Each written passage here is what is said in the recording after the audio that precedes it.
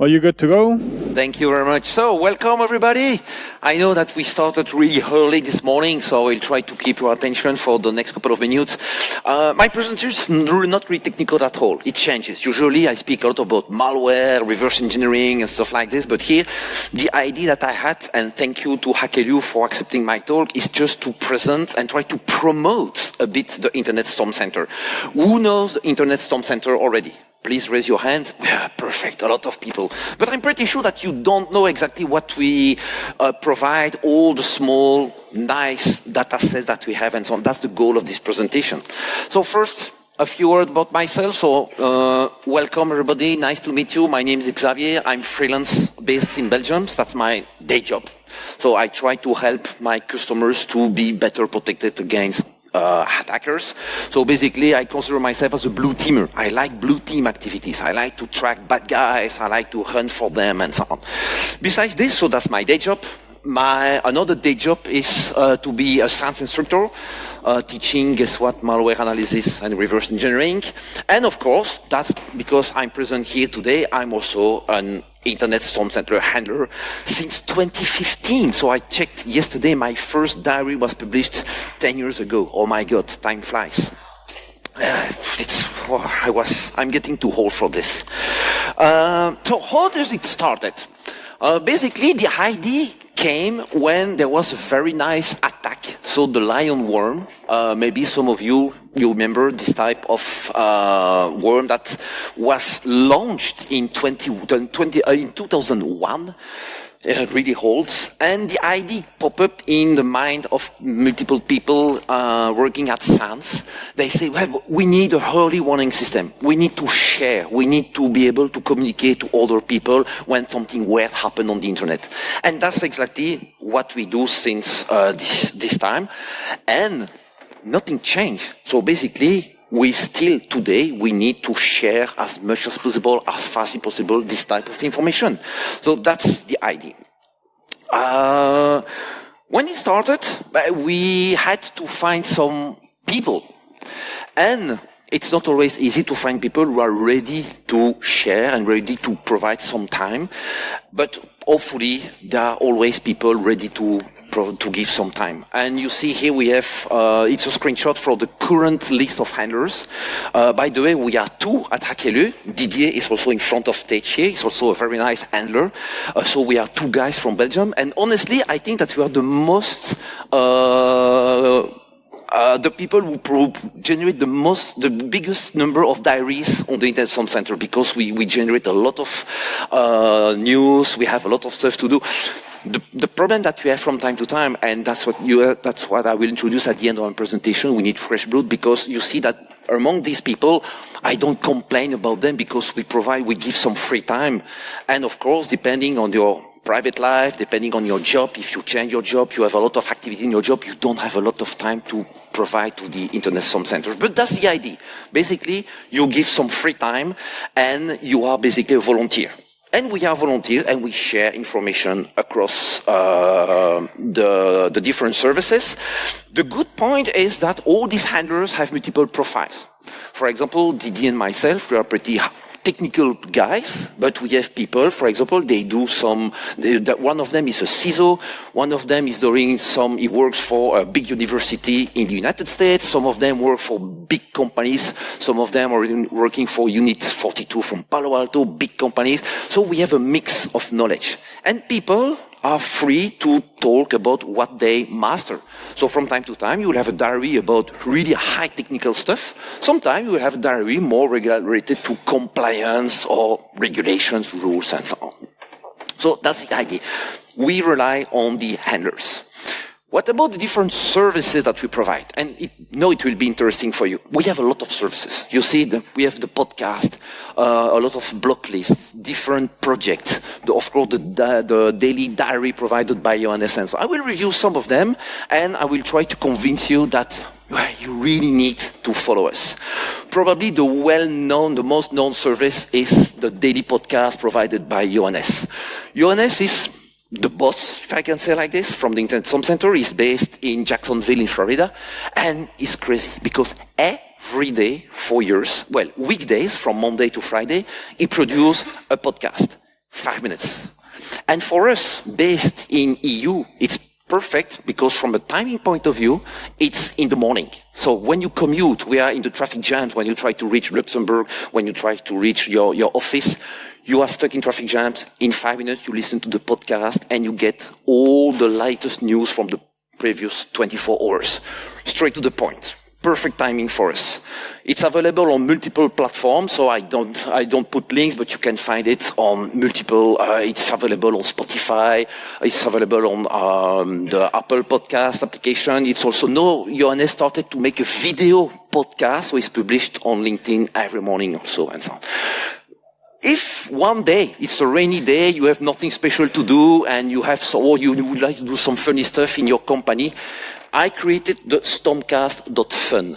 If you visit this website, it's a simple page which has a JavaScript with a spinning wheel, and you click on the wheel, it will randomly select a previous episode from the podcast. And then you can listen back to it, and you can read the previous news, and we have years of podcast indexed on this platform. Really, really cool. So stormcast.fun if you don't know what to do tonight or tomorrow and so on.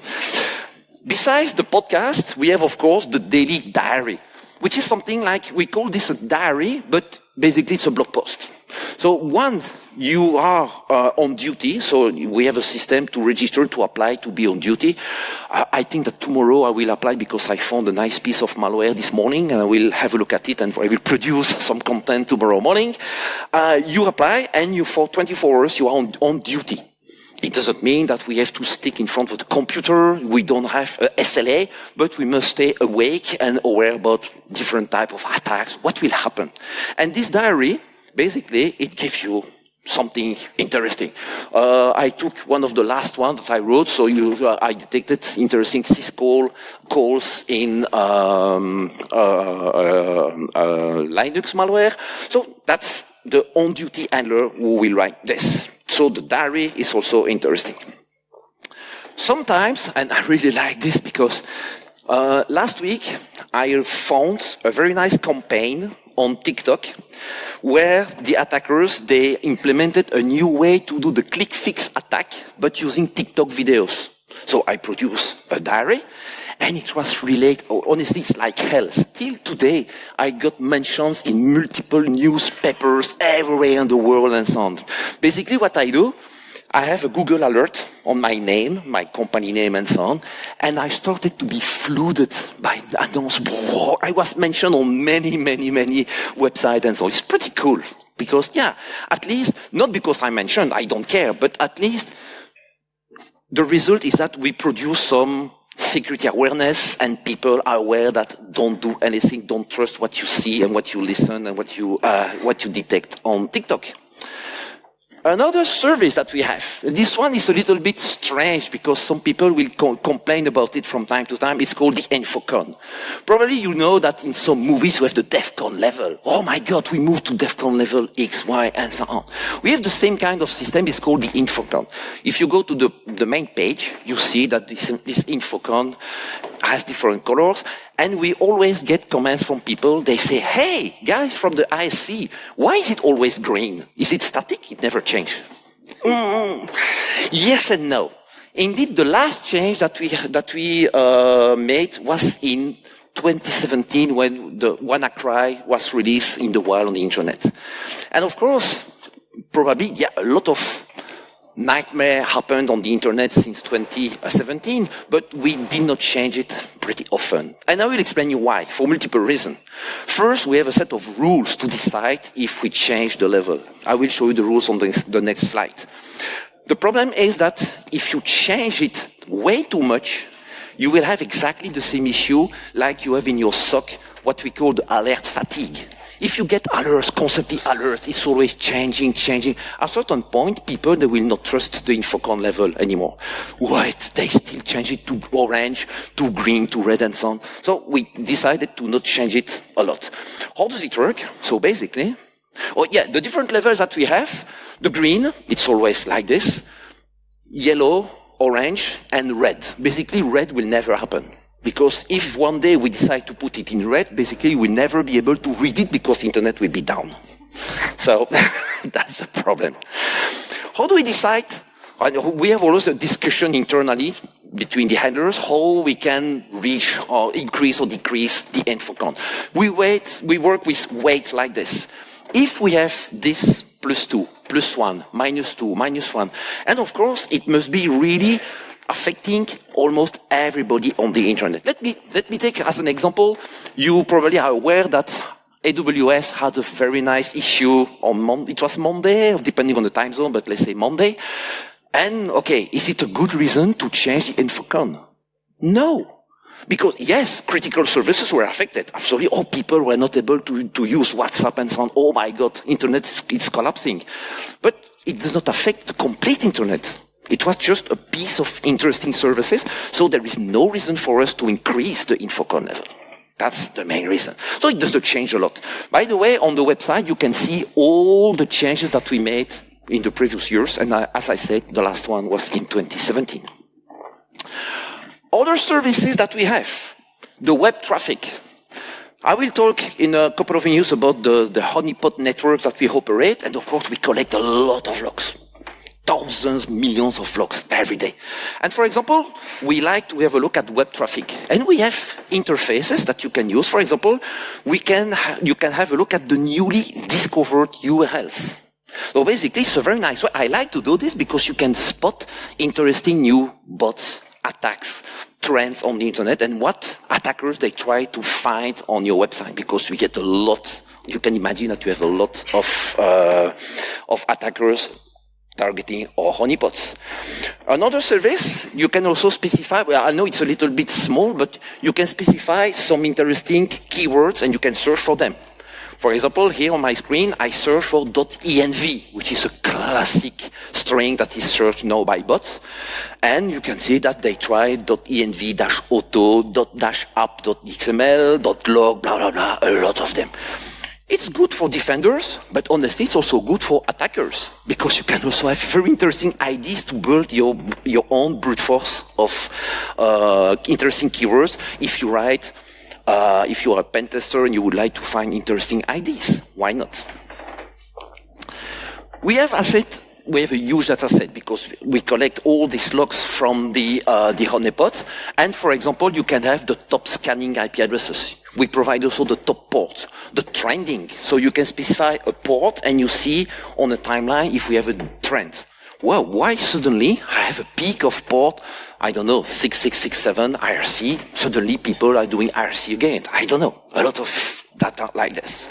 So a huge data set. We have an interesting block list. Very important. The URL that you see here, ic.sans.eu/block.txt, is the only valid block list that we provide. The issue, we had several issues in the past because we have also, I will show you an API, and so people, they rely on the API and the IP reputation of this API. So you look up an IP address, we will tell you, this IP address looks malicious, they will block it in their firewall. Don't do that, it's wrong, because like every block list, we have false positives and so on. This is the only valid block list that we generate automatically at regular interval. I don't know, it's updated every X hours, maybe it's in the comment. This is a valid block list, so we can safely implement this in your firewalls, WAFs, whatever you want, and so on. And what I say here, everything is for free. Everything is available to anybody. Thread feeds. We have a lot of thread feeds that are collected, and once again, it's for free. I know that some companies, they pay a huge amount of money to get thread intel feeds.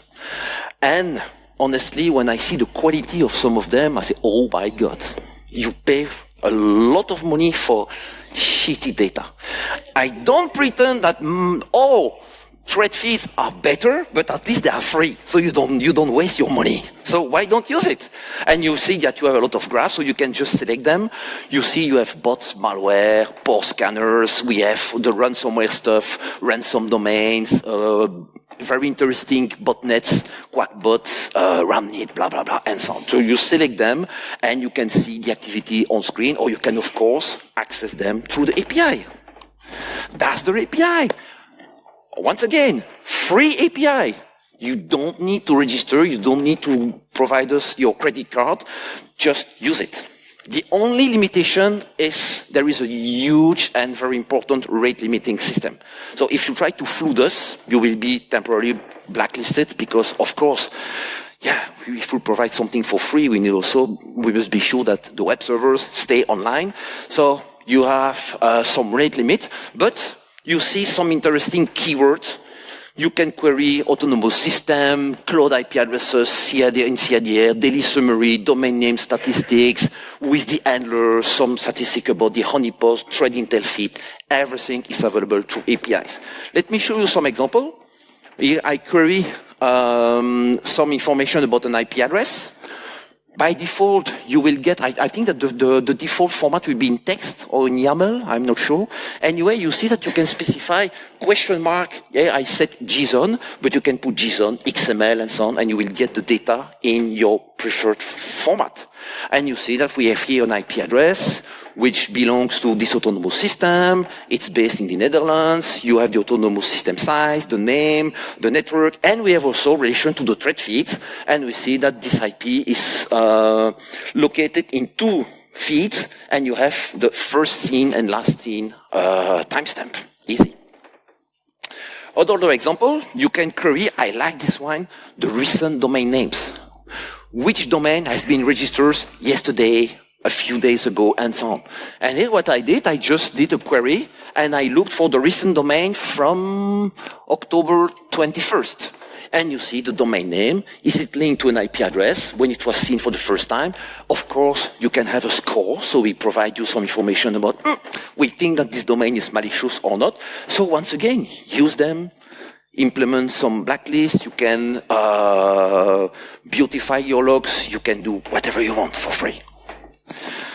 To collect this information, we need also fresh meat. We need some raw data.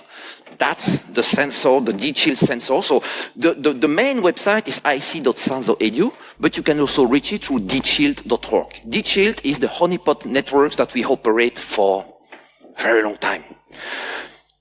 You go to this wonderful repository, and you can download the honeypot, and you can install it on almost anything.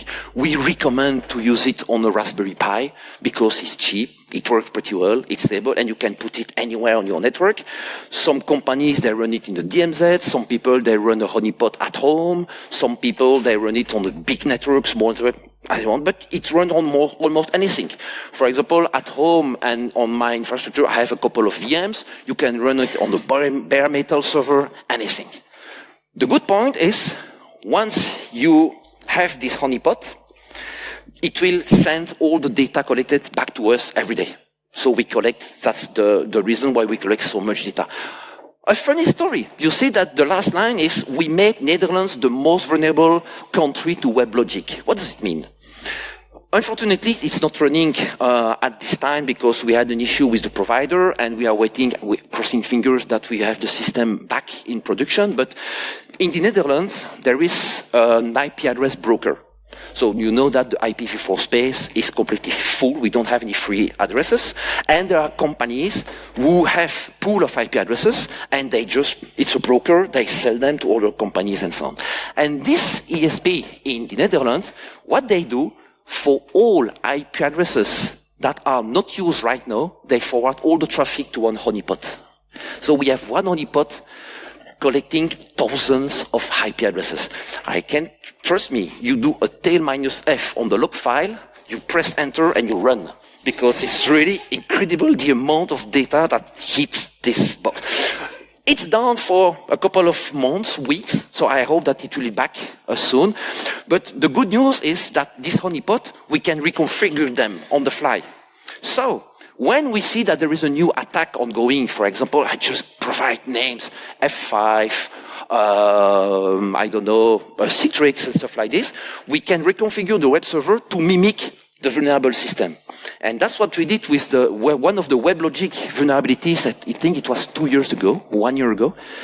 And we made, in the statistics, we made Netherlands the top vulnerable country for WebLogic because it was due to honeypot targeting, that was targeted by all the bots looking for vulnerable WebLogic. This was pretty funny. 2 examples of very good reports that we made and so on. As I said, handlers, they are free to provide some content, and I will provide you two very nice examples of what we covered. Boyan, which is another handler in Europe, he did a really cool coverage of the XZSSH backdoor. It was a few months ago, 1 year ago, something like this. And you see that we covered this. Once again, we had a great coverage. We had a lot of retweets and so on and so on. Another example is also from Boyan. He covered how Google Chrome extension can be abused to do some data exfiltration. And this is content that you produce for free and you can have access to it and so on. So very nice diaries. To wrap up, first, we need fresh meat. Very important. So what does it mean? If you have some interest in data sharing, if you have some packets hitting your network, why not deploy a honeypot? Please go ahead. Download the code, install Raspberry Pi, and so on, and you will participate to the big honeypot. I asked to Johannes how many honeypots we have live. He provided me the name, but I don't remember. The problem, of course, is that these honeypots, it's not stable, because some of them are disconnected for a few days, then they come back online and so on. But I think that we have a huge number of honeypots live on the internet. So we need fresh meat, please share your logs and so on. Now, what if you would like to become a handler? Because you saw the picture, we are something like 20 handlers now. But some of them are not really active. As I said, no complaint, because everybody has his own life, some issue, personal issues and so on. So they are not always available. But it could be interesting to have more people on board. And for example, because here we are mainly people from Europe, the Internet Storm Centers, honestly, is US-centric. Is promoted by SANS. Most of the handlers are located in the other side of the ocean and so on. So it could be, that's my point of view, if we could have more European handlers, why not? So how does it work? If you would like to become a handler, please feel free to apply. How does it work?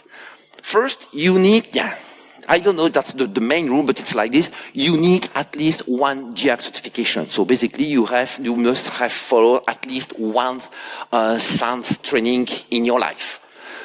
Because there is a hole, you must prove that you have a lot of knowledge and that you can really talk about cybersecurity. That's the point. You must be open. What does it mean? We like people who have blogs, they are active on the internet and so on, so we must be able to communicate, attend a lot of conferences, do presentations like me, and so on.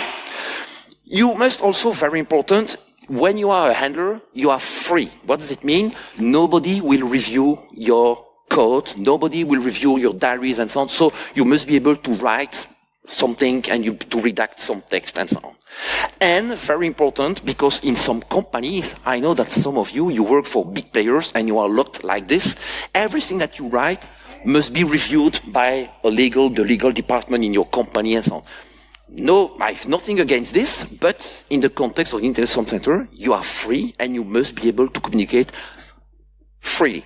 Freedom is key. So it must not be reviewed by a legal department in your company. And of course, no marketing. That's logical.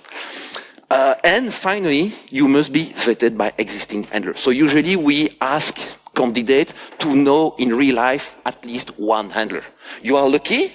We are two in this room. So if you like to join us and to talk about this, I'm ready to provide you more information and so on. It's a long process. I know that some people applied and they complained that, I never got a reply, blah, blah, blah. What's the status and so on. I know that sometimes it can take a bit of time, but it's really cool. No, it's not on the slide, but what could be the benefit of becoming a handler? First, it's fun. So please do it. It's really fun. I think that if you attend conferences like HackElu and so on, you like your job, you like cybersecurity, so you are open to share and so on. That's really fun. The visibility is pretty cool because you will produce some content, your name will be mentioned here and there and so on. So, for example, in my case, I'm freelance. I have my own company, but it's a very nice way to promote my company because my name is displayed here and there and so on and so on. You will talk and you will share information with really, really high skill and cool people. Like Didier is here. We have a Slack channel. We are always in contact and we talk about anything. Oh, have a look at what I found and so on. So really sharing is super important. So please, if you are interested, feel free to apply. Feel free to contact me or contact Didier and so on. If you would like to contact us, no, so not personally, but if you like to stay in touch with the Internet Some Center, we have a contact page. So if you go on the website, you see a form when you can submit anything. When I say anything, it's anything. Please do it. Submit your malware samples, submit suspicious files and so on, because we're also looking for fresh meat.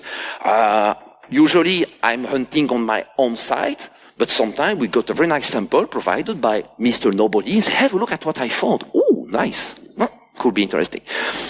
Also, we respect your privacy. So I think it's not mentioned on because the page is pretty big, but you can specify when you submit something, if we can mention you in a diary, if we can mention your name, if you say, no, it's really sensitive, TLP, Amber, and so on, we will respect your privacy. There is no mention of your company, your name, the source, and so on and so on.